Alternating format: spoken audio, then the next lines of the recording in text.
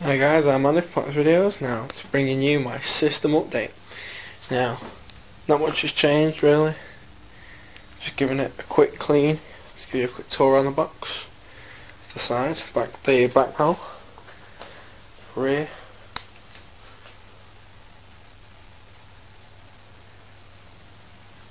and now the window panel. And finally the front. Looks sexy. Now, I have 4 USBs on top, 2.0 and 3.0. Then I've got my headphone and microphone and reset button HDD LED. Now, I've got a power button there, but I have custom made one, and there it is. I've got it as a key.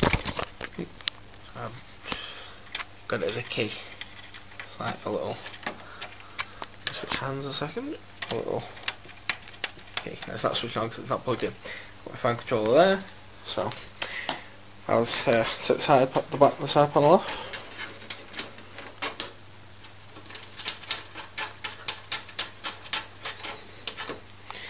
Now, there's my case name.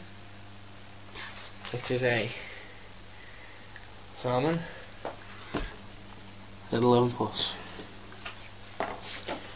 Now, set the side panel off.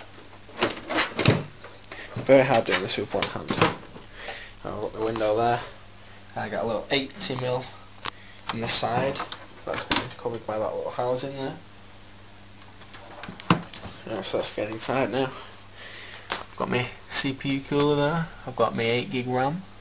I've got my GTX 560 Ti, my the 448 limited edition from Gigabyte. Then I've got my 800 watt modular power supply. Now, if you're wondering what these are, they're cable ties that I've put on to keep all the wires together so it looks a bit neater down there.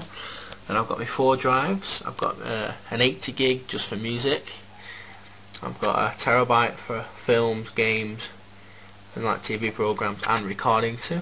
I've got a 250 there for a boot drive, and then a spare 250 for anything else really. Like other games and stuff I've already watched.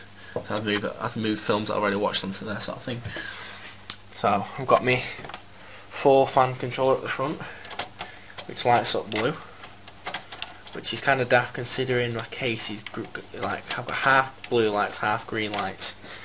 So I've got green one there at the back, green one at the top there. They're sickle flows. But then I've got a blue one there, and a blue one there at the front, in the front panel, cooling the drives. But oh well. Now I've got the intake there to cool the drive. Then I've got an extractor there. So I've got my intake there to cool the drives, and I've got an extractor there to pull the hot air out from the drives. But normally it's not that hot, so it's coming out into here, which is sucking up into my graphics card, keeping that cold. I've got my big cooler there, cooling my AMD FX 400 overclocked to 4.2. Then it's got 8GB of DDR3 running at 1600. 2 sickle flows. In total, and at the back on the side panel, on the other side, there is another 80mm fan in there. That's why it's kind of got these like sort of vents on these big chunky things on the side. But to be honest, it makes it look so cool. So yeah. Now I'll take you to the rear of the case. Sickle flow again. Then I've got my, obviously get the PS2 connectors. I've got 2 USB 2.0s. Then I've got 2 3.0s that I use as patched through for the front, because this case has patch through cables instead of motherboard headers, because not all motherboards yet. It's not a standard. So I have a USB 3.0 headers on the motherboard like you do with USB 2. I've got 2 more USB 2s, a gigabit Ethernet port. I've got my headphone, microphone, line in, line out, and mic jacks at the back. 5.1 surround sound. Then graphics card. I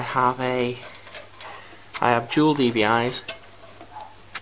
Yep, dual DVIs. And I've got an HD and a display port out.